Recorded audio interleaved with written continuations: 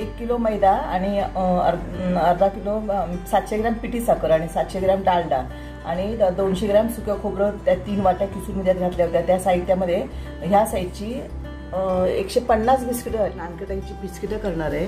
आणि या बिस्किटासाठी लागणारं साहित्य म्हणजे हा 1 किलो मैदा आहे आणि हा 1 किलो मैदा आहे म्हणजे ही 7 ग्लास। मग त्याच्या निम्मे मी साखर घेतली म्हणजे 3.5 ग्लास ही 3.5 ग्लास साखर आहे। आता ही 3.5 ग्लास मी हे डालडा घेणार आहे। नंतर हे 1 वाटी म्हणजे सुकं खोबरं किसून त्याचा किस केलेला आहे मिक्सर लावून। नंतर हे 2 मोठे चमचे दही घालणार आहे, वेलची, बेकिंग पावडर आणि बेकिंग सोडा आणि किंचित मीठ घालणार आहे याच्यामध्ये चवीसाठी। मी तुम्हाला आता हे कसं मिक्स करायचं दाखवते। तर हे म्हणजे 750 ग्रॅम हे मी हे घेतले डालडा घेतलाय म्हणजे हे 3 पेले 750 ग्रॅम डालडा घेतला। आता हा मी डालडा चांगला असा फेसून घेणार आहे, एकदम हलका करणार आहे फेसून चांगला। तो हलका फेसत असतानाच मी याच्यामध्ये पिठी साखर घालणार आहे आणि दोन्ही मिश्रण चांगली फेसून घेणार आहे। बघा अजूनही फेटायचं आहे, थोडंच फेटले मी असं याच्यापेक्षा आणि ते एकदम काय होणार हलकं होणार हे डालडा। हा आता याच्यामध्ये मी साखर घालते, आपल्याला चवीप्रमाणे कमी जास्त मी किती घेतली 700 ग्रॅम साखर घेतली। तुम्हाला गोड कमी हवी असतील तर तुम्ही रेशा कमी घालू शकता साखर। आता हे एकत्र करून ते असंच फेटून घ्यायचे। हे बघा आता हे पण साखर आणि डालडा वनस्पती तूप ते घालून आपण हे फेटून असं मिश्रण तयार झालेलं आहे। आता ह्याच्यामध्ये मी हे 2 चमचा दही घेतलं होतं ते दही घालते आणि हे सुकं खोबरं आहे ते सुद्धा घालून मी ते एकजीव करून घेणार आहे।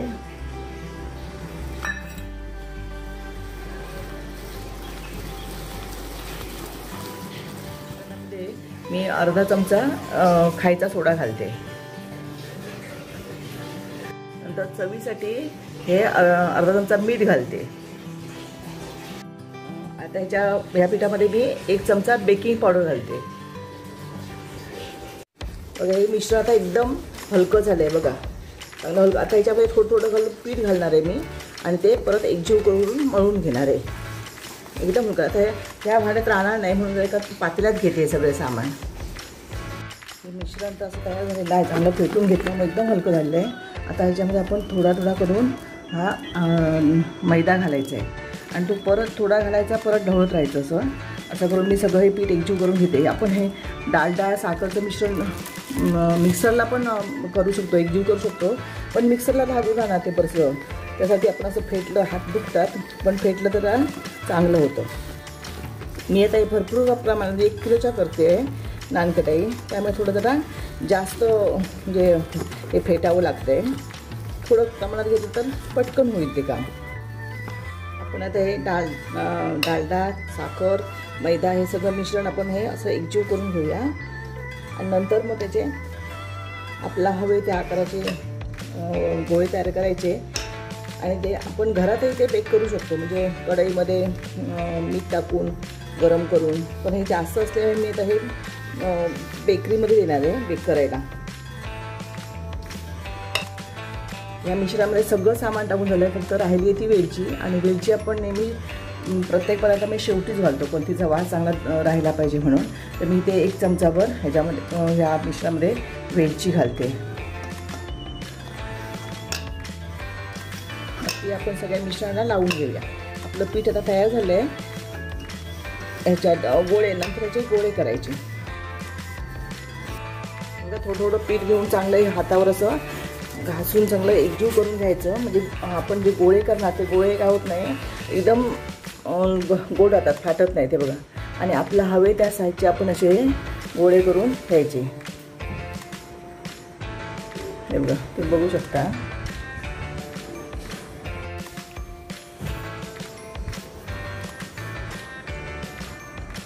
आता हे फुल म्हणजे आपण बेक करतो तेव्हा फुलल्यानंतर ही बिस्किटं मोठी होतात, असं अंतर ठेवून ती ट्रेमध्ये लावून आपणच लावून द्यायची त्यांना ट्रेमध्ये।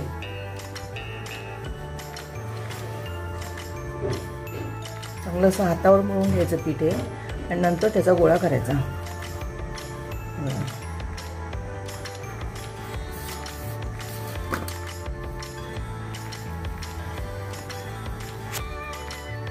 अशा प्रकारे आपले सगळे या पिठाचे गोळे करून झाले. थोडं मी असे डब्यात गोळे करून भरून देते आणि मग ते बेकरीमध्ये बेक करायला देणार.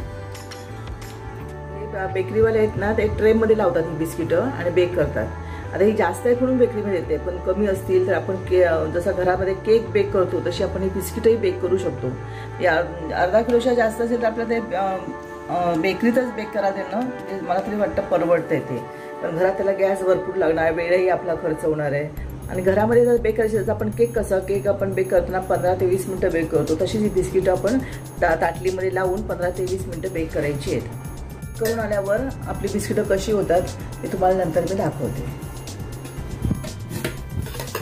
बेकरीमध्ये आपण ही बिस्किटं बेक करायला दिली होती आणि ती मी आणली आहेत बघा.